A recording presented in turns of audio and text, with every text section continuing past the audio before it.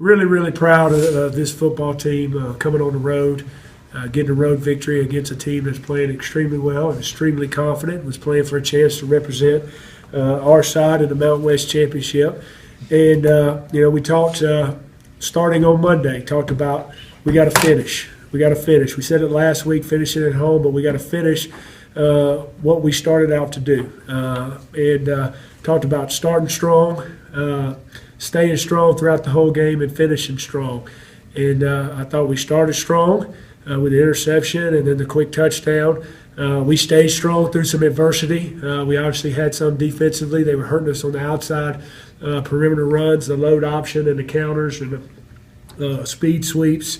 But I thought in the second half we came out and finished strong. I think Paul was telling me they were like 5 of 6 on third downs in the first half, and then maybe just converted one in the second half. And really proud of the guys and the effort to keep playing. A lot of times we think we want it to be pretty. It's not a pretty game. It never plays out the way you think it's going to play out in a game, and you got to keep playing for 60 minutes. And those guys did that. It's great to see KP come back and make a play on a pass. He's had his ups and downs in pass covers, but to make a play, I think Corey James had great pressure on that play to get the pick, and then then run out the clock and be able to take a knee. That's tell the guys that's the best formation in football. We were able to do that, and it was a great night to be around. What's it mean to be bowl eligible? Well, it means a lot. It means a lot from where you were when you were 2 and 4, and then 3 and 5. After the loss to San Diego State, and you got a lot of people wondering, what's going on, but I wasn't wondering. I just want to reiterate to the guys that we're going to stay true to our standards and our disciplines of how we go about doing things, and challenge every coach, every player, every manager, every street coach to continue to do what they had to do to put us in position where we had a chance to win on Saturdays. And we had to be accountable to each other. And I really feel like nobody batted an eye. They answered the challenge, and they kept working. And I've seen us improve, every week as a football team since that loss to San Diego State. And proud of the guys. And, just because we're bowl eligible, like I just told them in there, we're going to enjoy this one, but we're going to finish what we started.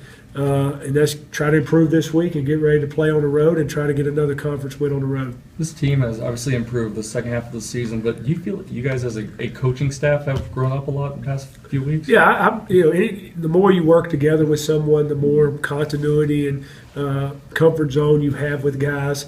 I mean, early in the year, there's things we would say, and we weren't getting it. What's the word I'm looking for? Coach to the kids properly, something I might have understood and Will understood, but we weren't getting it explained the right way to the players on the field. I'm talking about practice, we can't get it right, but there's a lot of adjustments that go on in the game of how we're going to block things and change things up. But I feel like everybody is starting to get to understand everybody and where we're coming from, and then defensively, those guys have really done a nice job of working together. I know we gave up some yards in the first half. This week, the first half against UNLV. But I really think we've been playing a lot better defensively since Clyburn has moved to Mike, the Air Force game. Still giving up too many explosive plays, but I feel like we've settled down a little more and starting to play together as a team. I was going to say, you said you knew you would give up some yards and some plays. I think it was 5 for 130. So they had 5 plays that counted for 137. That was a number you could live with, wasn't it? Well, as long as we won, yeah. Right.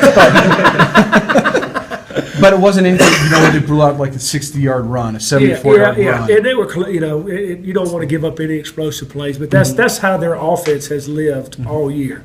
They've had to make the explosive, the big play. And 5 for 137 is better than 5 for 250, the 60, 70-yard runs. I think they had a 75 or 80-yarder against Boise. So, just getting them on the ground. That one stop right there to get them on the ground. I think before that, Joe Kowalik ran the quarterback down and tackled him. They ended up getting another first down, but he saved an explosive play in my mind. And then that when we got them to first and goal at the 10, we kept stopping them. They were moving the ball, but it's hard to score first and goal from the 10 or the 9. We had several of those tonight. That's the worst position for me to be in when you're first and goal at the 10-yard line. And our defense rose up and stopped them.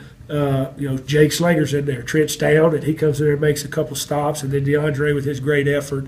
So you just got to get them on the ground, make them snap it again. It's hard for anybody to go 8, 10 plays and score a touchdown. I know you